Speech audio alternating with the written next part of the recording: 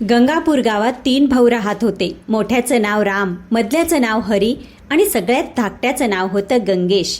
तिन्ही भावांचं लग्नही झालं होतं. वडील वारले होते आणि आज तिन्ही भाऊ वडिलांच्या संपत्तीची वाटणी करायला निघाले होते. पहा हरी आणि गंगेश, मी या घरातला सगळ्यात मोठा भाऊ आहे, म्हणून वाटणीचं काम मीच करणार. तर तुम्हा दोघांना मान्य आहे ना? कोणाला काही अडचण तर नाही? दादा, मी तर मधला आहे. तुम्ही जो निर्णय घ्याल तो मला मान्य आहे. हो, एकदा गंगेशला विचारून घ्या, त्याला काही अडचण नाही ना? हो गंगेश, बोल दादा. अरे मला काय अडचण असणार दादा? तुम्ही दोघं माझे मोठे भाऊ आहात. जो काही निर्णय घ्याल तो माझ्या भल्यासाठीच असेल. वडील गेल्यानंतर मी तुम्हा दोघांना वडिलांच्या जागी मानतो. मला माहीत आहे की तुम्ही माझं वाईट कधीच इच्छिणार नाही. वा गंगेश, तू तर माझं मन जिंकलंस. मला वाटतं आधी आपण शेताची वाटणी करायला हवी. काय वाटतं हरी? तुम्हाला जे योग्य वाटेल ते. आता तिन्ही भाऊ शेतीची वाटणी करण्यासाठी घरातून निघतात. आता वाटणीत कोणाला काय मिळणार हे देवालाच माहीत. थोडं पुढे गेल्यावर गावचा प्रमुख भेटतो. अरे, आज सूर्य कुठून उगवला? तिन्ही भाऊ, तेही एकत्र, कुठे निघालात? सरपंच, आज आम्ही तिघे भाऊ मिळून शेताची वाटणी करायला जात आहोत. वाटणी? तीही माझ्याशिवाय? अरे, मला पण घेऊन चला. हे दोघे तर मला घेऊन जाणार नाहीत. गंगेश, निदान तू तरी मला ये म्हणू शकतोस ना? का नाही सरपंच, हे माझे मोठे भाऊ आहेत, वडिलांसारखे आहेत. ते माझंच भलंच करतील आणि तुमच्याशिवाय जो निर्णय घेतील तो योग्यच असेल. तुमची तिथे काहीच गरज नाही. ठीक आहे गंगेश, भल्याचा जमाना राहिलेला नाही. तुमचं घरचं प्रकरण आहे, तुम्हीच बघा, मला काय. असं म्हणून सरपंच तिथून निघून जातो आणि काही वेळाने तिन्ही भाऊ शेतात वडिलांनी लावलेल्या सफरचंदाच्या झाडाखाली पोहोचतात. चला भाऊ, आपण शेतात पोहोचलो तर आपल्याजवळ एक मोठं शेत आणि एक बांध आहे आणि आपण तिघे आहोत. तर गंगेश, आम्ही दोघं मोठे भाऊ आहोत, म्हणून शेतात आमच्या दोघांचा हिस्सा असेल आणि जो बांध उरेल तो येईल गंगेश तुझ्या वाट्याला. मला मान्य आहे दादा, मला मान्य आहे. हा तर खूप चांगला निर्णय आहे. शेत नाही मिळालं तरी घराची वाटणी नक्की माझ्या बाजूने कराल. काय गंगेश, गप्प का आहेस? तुला काही हरकत नाही ना? नाही दादा, तुम्ही मोठे आहात, जे कराल ते योग्यच कराल. हा निर्णय सुद्धा मला मान्य आहे, काहीच हरकत नाही. तर आता वडिलांनी लावलेल्या या सफरचंदाच्या झाडांची वेळ आली आहे. काय बरोबर ना दादा? हो, चालता चालता याचीही वाटणी करून टाकू. हरी, तू अगदी मोलाचं बोललास. सफरचंदाचं झाड एक आणि आपण तिघे, म्हणून वरचा अर्धा भाग माझा आणि अर्धा भाग हरीचा. त्यानंतर जी मुळे उरतील ती गंगेशची. बोला, दोघांनाही मान्य आहे ना? हो दादा, हा निर्णय सुद्धा खूप चांगला आहे आणि हा निर्णय सुद्धा मला मान्य आहे. दादा, मी तर सगळ्यात धाकटा आहे, तुमचं म्हणणं कसं नाकारू शकतं? मलाही मान्य आहे. ठीक आहे, ठीक आहे. आता घराच्या वाटणीची वेळ आली आहे. चला आता घरी जाऊ. हो दादा, चला. त्यानंतर तिन्ही भाऊ शेतातून निघतात. घराच्या वाटणीची वेळ आली. कोणाला काही बोलायचं असेल तर निर्धास्तपणे बोलू शकता आणि माझ्या आधीच्या निर्णयांबद्दल कोणाला काही हरकत असेल ते सुद्धा सांगा. नाही दादा, तुम्ही आमच्यापेक्षा मोठे आहात. जो निर्णय तुम्ही घेतला आहे तो आम्हाला मान्य आहे. काय हरी दादा? हो, धाकटा बरोबर म्हणतोय. तुम्ही वाटणी करा. तर मग ठीक आहे. आता या घराची वेळ. या घरात 4 खोल्या आहेत आणि आपण तिघे आहोत. जर आपण तिघांनी प्रत्येकी एक खोली घेतली तर एक खोली उरेल. मग त्या खोलीसाठी तिघं भावांमध्ये भांडण होईल. तुमचं म्हणणं अगदी बरोबर आहे. मग आता काय करायचं? माझा निर्णय असा आहे, यापैकी 2 खोल्या माझ्या आणि 2 खोल्या हरीच्या असतील आणि ज्याची जी छप्पर उरेल ती गंगेशच्या वाट्याला जाईल. दादाच्या या निर्णयावर गंगेश खूप दुःखी होतो. तरीही मोठ्या भावाचा निर्णय दगडावरची रेख समजून काही बोलत नाही आणि शांतपणे सहन करतो. हरी, सगळ्या गोष्टीची वाटणी झाली. आता माझ्या मते काहीच उरलेलं नाही. अरे नाही दादा, घर, शेत आणि झाडानंतर एका महत्त्वाच्या गोष्टीची वाटणी करायची तुम्ही विसरलात. अरे हरी, ती कोणती गोष्ट आहे जी मी विसरलो आहे? जरा आठवण करून दे. दादा, वडिलांनी आपल्यासाठी पैशांची एक पिशवीही ठेवली होती ना? ती कशी विसरलात तुम्ही? अरे हो, आठवलं. कुठे ठेवली आहे ती पिशवी? जरा घेऊन ये. तिचाही आज निकाल लावून टाकू. जा पटकन. हो, मी आत्ताच ती पोटली घेऊन येतो. आणि थोड्याच वेळाने तो एक मटके उचलून बाहेर येतो. मग ते फोडतो. त्यातून काही नाणी बाहेर पडतात. त्यात काही नवीन नाणी होती आणि काही जुन्या काळातील खोटी नाणी होती. अरे रे दादा, यात तर 2 प्रकारची नाणी आहेत. एक जी आता सध्या चलनात आहेत आणि दुसरी जी आपल्या आजोबांच्या काळातली आहेत, जी निकृष्ट धातूपासून बनवलेली आहेत. दादा, मग आता ह्या नाण्यांची वाटणी कशी करणार? तुझं म्हणणं अगदी बरोबर आहे. ही तर मोठी समस्या झाली. ऐका, यातली जितकी नाणी सध्या चलनात आहेत त्यावर माझा आणि हरीचा हक्क असेल. गंगेश लहान आहे, त्यामुळे जी नाणी खूप जुनी आहेत ती गंगेशची असतील. हो दादा. गंगेश, तुला हवं असेल तर ही नाणी घेऊ शकतोस. अशा प्रकारे दोन्ही मोठ्या भावांनी घर, शेती तर आधीच घेतली होती आणि पैसेही स्वतःकडे घेतले. बिचाऱ्या गंगेशकडे काहीच उरलं नाही. दादा, तुम्ही दोघांनी तर सगळे पैसे घेतले आणि मला दिलीत तर फक्त ही खराब आणि खोटी नाणी. ठीक आहे दादा, जर माझ्या नशिबात फक्त खोटी नाणीच लिहिली असतील तर त्यात तुम्हीही काय करू शकता. मी हीच ठेवतो. तो आतून पूर्णपणे तुटून गेला होता. त्याच्या भावांनी त्याच्याशी खूप चुकीचं केलं होतं. त्यानंतर तो आपल्या वाट्याची नाणी घेऊन घरात जाणार इतक्यात, अरे अरे गंगेश, तू वेडा झाला आहेस का? अरे तू नीट ऐकलं नाहीस. आता घराची वाटणी झाली आहे आणि या घरावर फक्त आणि फक्त आमचाच हक्क आहे. तुला तर वाटणीत छप्पर मिळालं आहे. आजपासून तू छतावर जाऊन राहा, कारण तुझा हिस्सा तर फक्त छतामध्ये आहे. घराच्या आत पायसुद्धा ठेवू नकोस. आता हे घर आमचं दोघांचं आहे, समजलास? दादा, तुम्ही काय बोलत आहात? माझ्याशी असं का वागत आहात? माझ्याकडून काही चूक झाली असेल तर मला लहान समजून माफ करा. माझ्याशी असं करू नका दादा. मी कुठे जाऊ? माझी बायकोही आजारी आहे आणि 15 वर्षाचा मुलगा आहे. मी त्यांना कुठे कुठे घेऊन भटकणार आहे. तुम्ही घरात राहून देणार नाही तर आम्ही कुठे राहू? काय खाऊ? तुम्हीच सांगा. अरे गंगेश, याचा विचार तू वाटणी करण्यापूर्वी करायला हवा होता. आता पश्चाताप करून काय फायदा? या घराच्या आत तुझं काहीच नाही. सगळं वर आहे. जे काही करायचं ते वरच जाऊन कर.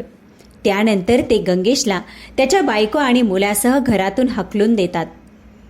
हे सगळं झाल्यावर गावातील तलावाच्या काठावर असलेल्या एका मोडकळीस आलेल्या जुन्या छोट्याशा झोपडीत राहण्याचा तो विचार करतो. रमा, आता आपल्याला याच्यातच गुजराण करावी लागेल. आपल्याकडे दुसरी कुठलीच जागा नाही. चल आत ये. गंगेश आपल्या कुटुंबासह झोपडीत जातो आणि जमिनीवर बसून नशिबाला दोष देतो. हे देवा, आमच्याबरोबर असं का करत आहेस? आता ना घरचे राहिलो ना घाटचे. आयुष्य कसं निघणार? मी आजवर कुणाचं वाईट करणं तर दूरचं, कुणाचं वाईटही कधी मनात आणलं नाही. आता रडत बसा, मनसोक्त रडा.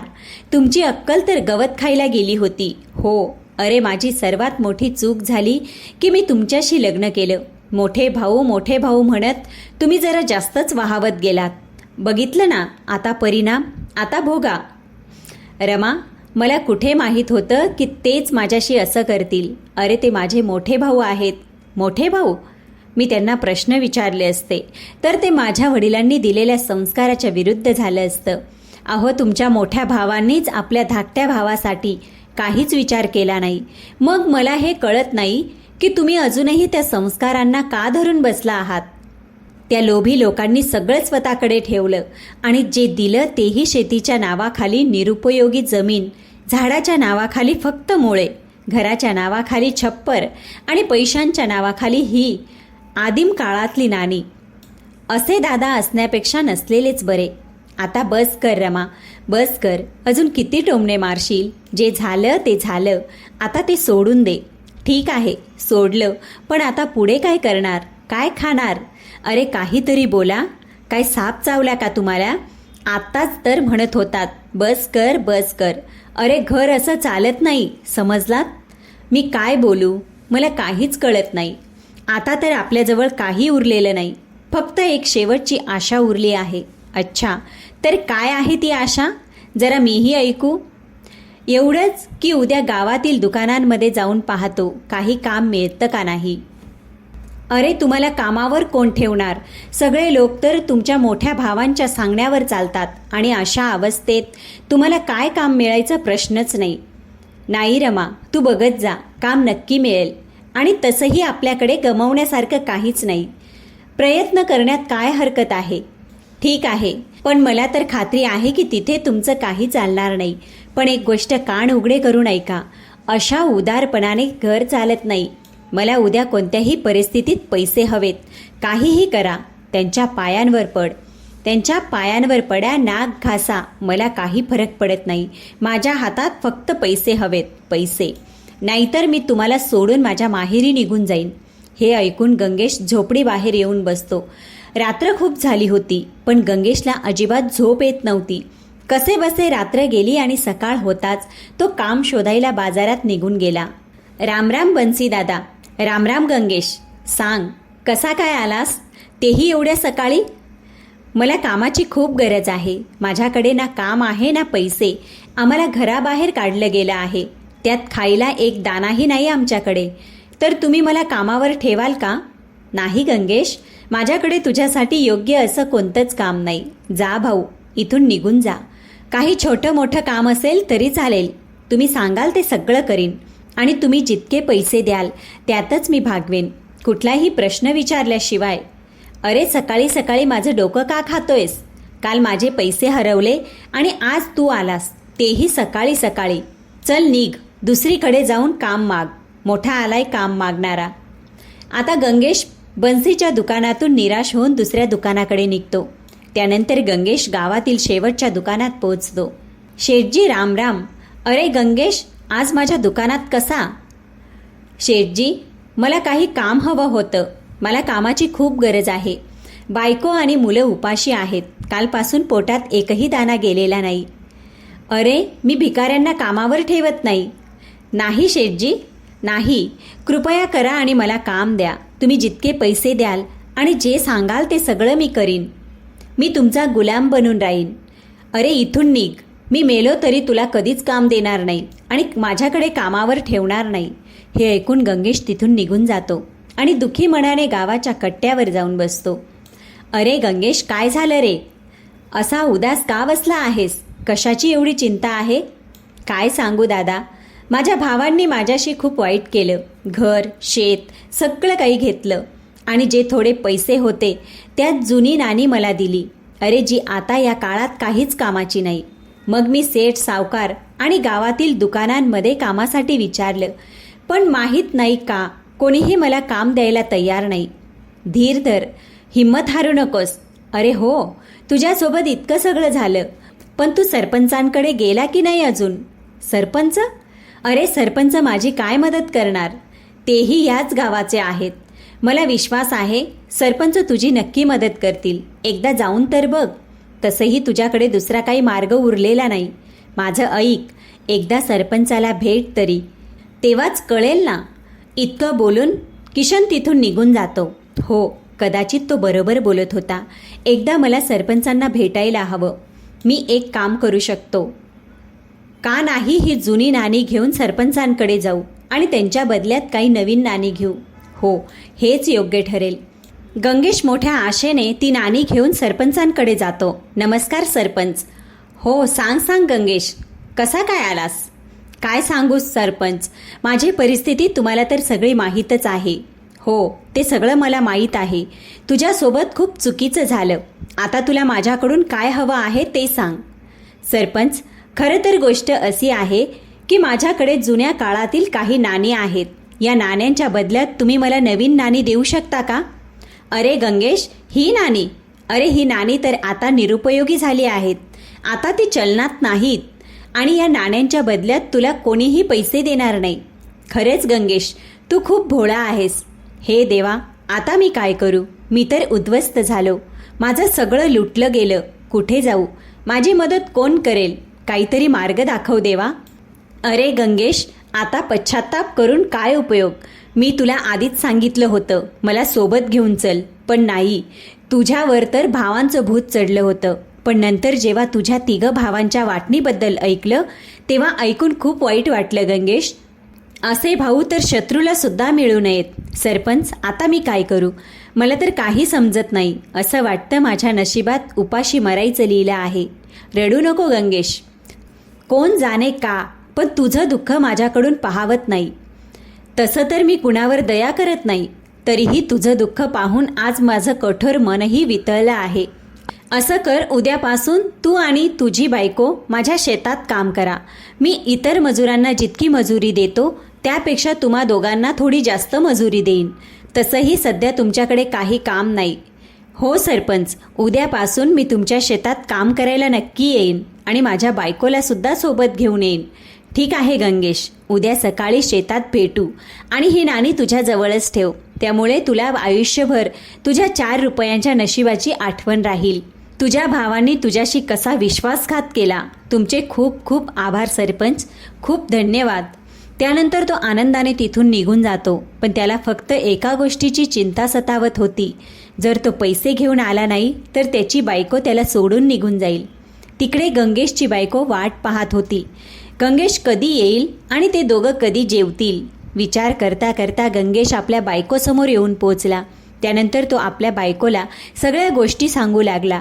गावातला एकही दुकानदार त्याला कामावर ठेवायला तयार नव्हता आणि कर्ज द्यायलाही तयार नव्हता.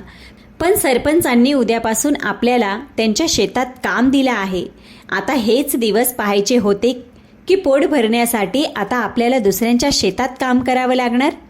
माझं फुटकं नशीब. बघ रमा, तू तुझी मर्यादा ओलांडत आहेस. एखादा माणूस इतका खाली कसा जाऊ शकतो?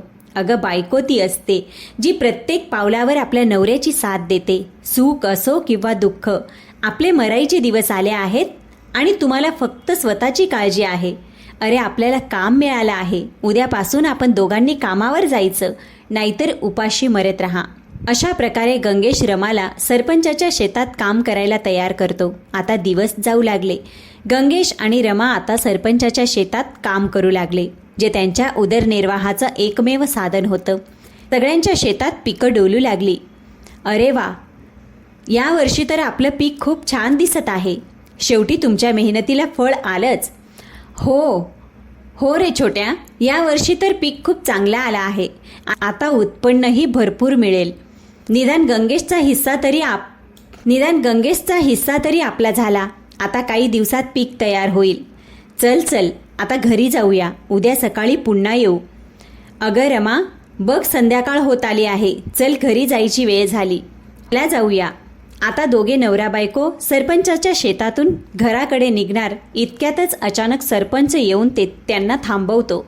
काय झालं सरपंच? तुम्ही आम्हाला का थांबवलंत? सगळं ठीक तर आहे ना? हो गंगेश, सगळं ठीक आहे. काळजी करण्यासारखं काही नाही. मग आमच्याकडून काही चूक झाली का? अरे नाही बाळा, मला तुझ्याकडून एक काम होतं. कसलं काम सरपंच? हो सांगतो.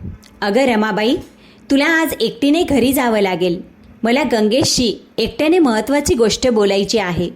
ठीक आहे सरपंच. एवढं बोलून रमा तिथून निघून जाते. गंगेश, आता माझं नीट ऐक. मी जसं सांगतो तसंच जर तू केलंस तर तुझ्या भावांची अक्कल ठिकाणावर येईल. खरंच सरपंच, असं होऊ शकतं? हो, का नाही होऊ शकत? आता शांतपणे ऐक. तुला काय करायचं आहे ते. आता सरपंच गंगेशला काय करायचं, कसं करायचं आणि कधी करायचं ते सांगतात. तो फक्त ऐकत होता. काही वेळ सरपंच त्याला समजावत राहिले. पण सरपंच, असं करणं मला योग्य वाटत नाही. शेवटी ते कसेही असले तरी माझे भाऊच आहेत. अरे गंगेश, तू फार भोळा आहेस रे. तुझ्या ज्या गोष्टी मनाला भिडतात, असं केल्याने ते तुझ्यासारखे बेघर किंवा उपाशी मरतील असं नाही. मी जसं सांगितलं आहे तसंच कर आणि मग बघ, सगळं ठीक होईल. ठीक आहे सरपंच, जसं तुम्ही म्हणाल. सरपंचांशी बोलून काही वेळाने तो घरी पोचतो. थोड्या वेळाने जेवून सगळे झोपतात. पण गंगेशच्या डोळ्यांना झोपच नव्हती. मध्यरात्र होताच गंगेश आपला फावडा घेऊन घरातून बाहेर पडू लागतो. तेवढ्यात रमा त्याचा रस्ता अडवते. अरे, एवढ्या रात्री फावडा घेऊन कुठे चाललात? हो, मला झोप येत नव्हती म्हणून माझ्या शेतात एक काम करायला जात होतो, जे मला आधीच करून घ्यायला हवं होतं. असं कोणतं महत्त्वाचं काम आहे, तेही यावेळी? कुठे सरपंचांनी तर नाही ना बोलावलं? तुम्ही माझ्याशी खोटं बोलत आहात. गंगेश आपल्या बायकोला काही उत्तर देत नाही. उलट तिला त्या शेताच्या बांधावर घेऊन जातो, जो त्यांना वाटणीत मिळाला होता. अरे, हा तर आपला बांध आहे. पण एवढ्या रात्री तुम्ही इथे कशासाठी आलात? रमा, हे पीक दिसतंय ना? हो, तर त्यात काय? हे माझ्या मोठ्या भावांचं पीक आहे. त्यांचं शेत आहे आणि आपण जिथे उभे आहोत तो आपला बांध आहे. हे तर मला आधीपासूनच माहीत आहे, पण तुम्ही मला हे सगळं का सांगत आहात? अगं बावळट, आज मी हे सांगतोय कारण मी हा बांध तोडायला आलो आहे. तोडायला? पण हे का? तुमचं डोकं ठिकाणावर आहे की नाही? असं केलं तर तुमच्या भावाचं सगळं पीक नष्ट होईल. बांध तोडला तर ती शेती कशी करतील? मग खातील काय? अगं रमा, ती त्यांची समस्या आहे, आपली नाही. आपण आपला बांध ठेवायचा की तोडायचा ही आपली इच्छा. वाह, मला तर कळलंच नाही. तुम्ही कधीपासून इतके शहाणे झालात? रमा, यात शहाणपणाची काय गोष्ट आहे? मला आता सगळं समजलं आहे. अशा प्रकारे रमा आणि गंगेश यांनी शेताचा बांध तोडला. त्यामुळे शेतातलं पाणी वाहून गेलं आणि सगळं पीक नष्ट झालं. त्यानंतर दुसऱ्या दिवशी सकाळी दोन्ही भाऊ शेतात पोचले. पीक पाहताच त्यांच्या पायाखालची जमीन सरकली. हे देवा, हे काय झालं? आपलं सगळं पीक नष्ट झालं. गावातलं सगळ्यात चांगलं पीक उभं होतं, सगळं संपलं. विचार केला होता यंदा स्वतःसाठी सोन्याची चेन घेईन, पण ते स्वप्नच राहिलं. दादा, आपण तर उद्ध्वस्त झालो रे, लुटलो गेलो. यंदा गावातलं सगळ्यात चांगलं पीक आपलंच होतं. आता माहीत नाही कोणाची वाईट नजर लागली. अरे दादा, हे बघा, शेताचा बांध कोणीतरी तोडला आहे. बांधच नसेल तर शेतातलं पीक कसं वाचणार? हे वरच्या देवा, हे देवा, आमची असली कसली परीक्षा घेतोयस? हरी, बांध तुटला, पण तो तोडला कोणी? यामागे गंगेशचा हात तर नाही ना? ते शोध. हो दादा, नक्कीच गंगेशनेच ही चालाकी केली असेल. यामागे जो कोणी असेल त्याला मी अजिबात सोडणार नाही. राम आणि हरी पीक खराब झाल्यानंतर घरी येतात आणि सगळी गोष्ट आपापल्या बायकांना सांगतात. काय, पीक खराब झालं? मला तर खात्री आहे हे सगळं तुमचा भाऊ गंगेशचा डाव आहे, नाहीतर आजपर्यंत कधी बांध तुटलाच नव्हता. हो ताई, मलाही तसंच वाटतं. तो दिसायला भोळा वाटतो, पण तसा नाही. ताई, पीक नष्ट झालं तर काय झालं? आपल्याकडे सफरचंदाचं झाड तर आहे. त्याची फळं विकूनही चांगली कमाई होईल. हो रुपा, तू अगदी बरोबर बोलतेस, पण अजून सफरचंद पिकायला किमान 1 महिना लागेल. वहिनी, सफरचंद पिकली की ती बाजारात नेऊन चांगले पैसे मिळवू शकतो. बरोबर ना दादा? हो हरी, तू अगदी बरोबर बोलतोयस. आता हाच एक मार्ग उरलाय, नाहीतर आपल्यावर उपाशी मरायची वेळ आहे. अहो, रमा म्हटली, अहो तुम्ही पान तोडून तर कमालच केली.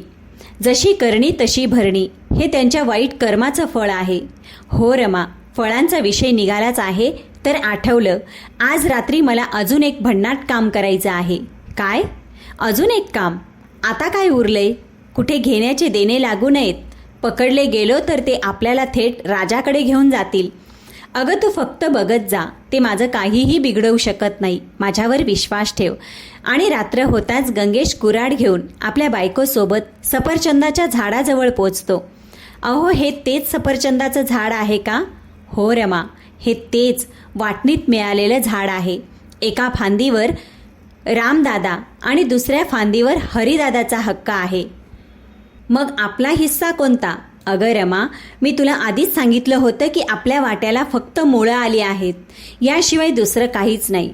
असं आहे तर मग या झाडाच्या मुळांवर आमचा हक्क आहे, म्हणून ती मुळं आम्ही कापू किंवा ठेवू ती आमची मर्जी. बरोबर आहे ना? हो रमा, तू अगदी बरोबर समजलीस. त्यानंतर गंगेश कुऱ्हाड घेऊन झाडाची मुळं कापून टाकतो. सफरचंदाचं झाड खाली जमिनीवर कोसळतं. मोठा आवाज झाल्यामुळे राम आणि हरी लगेच धावत शेतात झाडाजवळ येतात. तेव्हा दोघं भाऊ गंगेश आणि त्यांच्या पत्नीचे हात पकडतात. अच्छा, तर या सगळ्या मागे तू आहेस गंगेश. तू आमच्याशी, स्वतःच्या भावांशी असं वागत आहेस. आता तुझी खैर नाही, तुला याची शिक्षा मिळेलच. हो दादा, का नाही? आपण या दोघांना राजाकडे घेऊन जाऊ. काय म्हणता? हो, अगदी बरोबर बोललास हरी. तिथे यांना फटक्याची शिक्षा मिळाली की यांची अक्कल ठिकाणावर येईल. आमच्याशी पंगा घेणं तुला खूप महागात पडेल. अहो, हे तर आपल्याला राजाकडे घेऊन जाणार आहेत. आता तर आपलं काही खरं नाही. रमा बोलली. त्यावर गंगेशकडे काही उत्तर नव्हतं. ते दोघांना रात्रभर कुठेही जाऊ देत नाही. मग सकाळ होताच त्यांना राजाच्या दरबारात हजर करतात. त्यानंतर राजा यांना सांगतात की गंगेश आणि त्यांच्या पत्नीने मिळून हा अपराध केला आहे. संपूर्ण गोष्ट राजाला सांगतात. गंगेश संपूर्ण गोष्ट राजाला सांगतो. अच्छा, तर ही गोष्ट आहे. बघा राम आणि हरी, मी तुमचं म्हणणं ऐकलं आहे आणि तुमचा आरोप असा आहे की तुमचा धाकटा भाऊ गंगेशने तुमचं पीक उद्ध्वस्त केलं, तेही शेताचा बांध फोडून, आणि जे फळाचं झाड होतं तेही मुळासकट कापून टाकलं. होय, तर गंगेश हे खरं आहे का? आणि खरं असेल तर तू असं का केलंस? हो महाराज, हे खरं आहे, पण मी जे काही केलं ते चुकीचं नाही. या लोकांनी तुम्हाला अर्धवट गोष्ट सांगितली आहे. अर्धवट गोष्ट म्हणजे काय? तुला काय म्हणायचं आहे? स्पष्ट सांग. महाराज, गोष्ट अशी आहे की शेताची वाटणी करताना माझ्या दोन्ही भावांनी शेत आपापल्या वाट्याला घेतलं. अर्ध राम भावाचं आणि अर्ध हरी भावाचं, आणि मला फक्त बांध दिला. आता मी माझा बांध फोडू किंवा ठेवू ती माझी मर्जी. यात कोणाला काही हस्तक्षेप नसावा. ठीक आहे, ते मान्य आहे, पण ते सफरचंदाचं झाड तर त्यांच्या शेतात आहे, ते तू कापलं, त्याचं काय? त्यासाठी तुला शिक्षा मिळायला हवी ना? हो महाराज, जर तुम्हाला वाटत असेल की ही माझी चूक आहे तर मला निसंकोच शिक्षा द्या, पण त्या झाडाचं खरं सत्यही तुम्हाला माहीत असायला हवं. ते काय? या झाडामागेही काही गोष्ट आहे. बरं सांग, यामागचं सत्य काय आहे? महाराज, झाडाची गोष्ट अशी आहे की वाटणी झाली तेव्हा माझ्या दोन्ही भावांनी सफरचंदांनी भरलेला वरचा भाग आपापल्या वाट्याला घेतला आणि मला झाडाच्या नावावर फक्त त्याची मुळं दिली. आता महाराज, मुळं माझी आहेत, ती मी कापू काय आणि ठेवू काय यातही माझीच मर्जी असेल, आणि यातही कोणाला हस्तक्षेप करण्याचा काहीच अधिकार नाही. महाराज, आता मुळं माझी होती आणि मला ती हवी होती म्हणून मी ती कापली. आता तुम्हीच सांगा, मी काही चूक केली का? गंगेश, तुझं म्हणणं योग्य आहे. तू तर जशास तसं उत्तर देऊन चांगलाच बदला घेतलास. वा रे वा गंगेश, मानलं तुला. तू दिसायला भोळा आहेस, पण प्रत्यक्षात तसा नाहीस. हे काय महाराज, तुम्ही तर याचंच कौतुक करू लागलात. आम्हाला न्याय द्या. मूर्खांनो, तुम्हा दोघांना लाज वाटली पाहिजे. स्वतःच्या धाकट्या भावाशी असा अन्याय कोणी करतं का? चेहरे तरी बघा तुमचे. न्याय हवा यांना. मला राग येण्याआधी आणि मी तुम्हा दोघांना ठार मारायला सांगण्याआधी माझ्या डोळ्यासमोरून निघून जा. महाराज एवढंच बोलले होते. राम आणि हरी शेपटी घालून तिथून निघून गेले. त्या भिकाऱ्या गंगेशची इतकी हिंमत, त्याने सगळ्यांसमोर आमचा अपमान केला. मी त्याला सोडणार नाही. हो दादा, गावात तुमची किती प्रतिष्ठा आहे. त्याने एका क्षणात सगळी मातीमोल केली. त्याला अजिबात सोडू नका. हरी, सगळं मातीत मिळून गेलं. त्याला धडा तर शिकवावाच लागेल, नाहीतर त्याचे पंख फुटतील. हो दादा, पण त्याला धडा शिकवायचा कसा? मला तर काही सुचत नाही. ते सगळं माझ्यावर सोड. गंगेश आणि त्याची बायको रोज सरपंचांच्या शेतीत कामाला जातात. त्यांना काय माहीत त्यांचा मुलगा दिवसभर काय करतो, कुठे जातो. आता मजा येईल. याचा अर्थ काय दादा? मला काही समजलं नाही. अरे हरी, कोणाला उद्ध्वस्त करायचं असेल तर त्याच्या मुलांना वाईट कामं शिकवावीत. मग बघ, रोज रोज तमाशे होतील. वा दादा, तुम्हीही काही कमी नाहीत. इकडे गंगेश आणि त्याची बायको रोजप्रमाणे सरपंचांच्या शेतात कामाला जातात आणि दुपारी राम संधी साधून गंगेशच्या मुलाकडे जातो. मग गंगेश सूरजला पैशांचं आमिष दाखवून वाईट काम करायला सांगतो, पण तो असा होता की त्याचा मुलगा वाईट काम कसं करणार. त्यानंतर रात्री गंगेश आणि रमा घरी येतात. तेव्हा सूरज आपल्या आईवडिलांना सगळी गोष्ट सांगतो. हे ऐकून गंगेशला खूप राग आला. त्यानंतर गंगेश सरळ त्यांच्या घरी पोचतो. अरे गंगेश, आता इथे कशासाठी आला आहेस? आमची पिकं उद्ध्वस्त करून तुला अजून समाधान मिळालं नाही का? म्हणूनच इथेही आला आहेस. दादा, मला वाटतं हा आता इथे काही नवीन डाव घेऊन आला आहे. आपल्याला सावध राहायला हवं. मी तुमच्यासारखा नाही. अरे डाव तर तुम्हीच रचत आहात. आधी मला बेघर केलं आणि आता माझ्या मुलाला वाईट संगतीत ढकलून पाहत आहात. माझ्या भावांनो, आज तुम्ही माझ्या मुलाला जे सांगितलं ते अजिबात योग्य नव्हतं. आता त्याची किंमत तुम्हाला चुकवावी लागेल. मी इथे माझा हिस्सा घ्यायला आलो आहे. कसला हिस्सा? आता इथे तुझं काही नाही. खरं सांग, तू इथे कशासाठी आला आहेस? असं कसं नाही?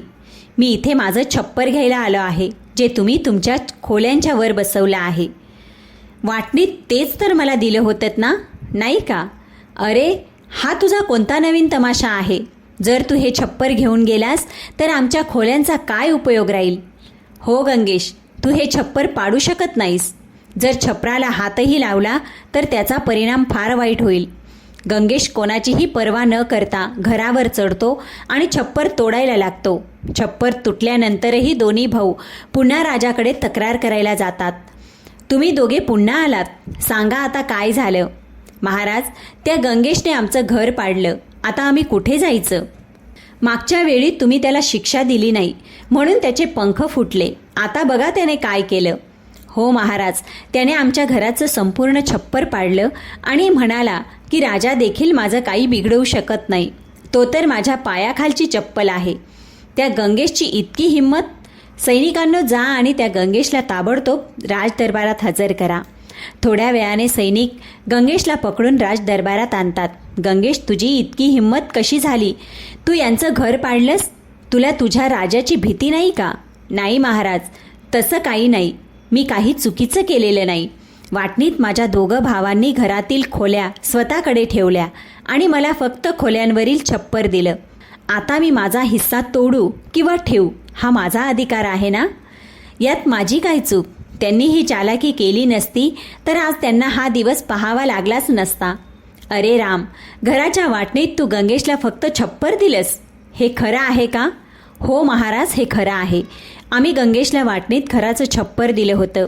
सगळ्या खोल्या आम्ही ठेवल्या होत्या. अरे, ही कसली वाटणी आहे? पण गंगेशने जे केलं ते बरोबर केलं, त्याचा यात काही दोष नाही. महाराज, हे चुकीचं आहे महाराज. छपराशिवाय आम्ही कसं जगणार?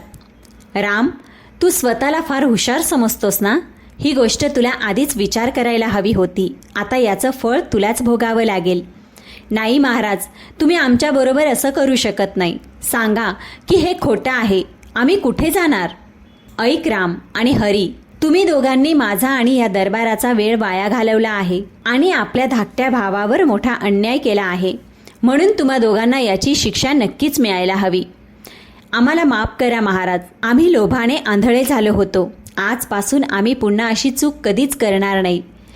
माफी नाही, चुकीची शिक्षा मिळते. मंत्री, मी हा आदेश देतो की यांच्या घर आणि शेताची समान भागात वाटणी व्हावी. याशिवाय गंगेशने आपल्या राज्यात राहून इतकं दुःख सहन केलं आहे आणि कठोर परिश्रमाने आयुष्य जगलं आहे, म्हणून गंगेशला राजघराण्याकडून 10 एकर जमीन आणि 10,000 रुपये भेट दिली जावी. म्हणून गंगेशला राजघराण्याकडून 10 एकर जमीन आणि 1 लाख रुपये भेट म्हणून दिले जावेत. प्रेक्षक मित्रांनो, या भावांनी गंगेश बरोबर जे वाईट केलं होतं त्याची त्यांना काही वेगळी शिक्षा मिळायला हवी होती का? प्रेक्षक मित्रांनो, जे गंगेशच्या भावांनी त्याच्याबरोबर केलं त्याची त्यांना वेगळी काही शिक्षा मिळायला हवी होती का? आणि गंगेशने जे त्यांच्या भावांबरोबर केलं ते योग्य होतं का? कॉमेंटमध्ये नक्की सांगा. चला तर भेटूया पुढच्या कथेसोबत.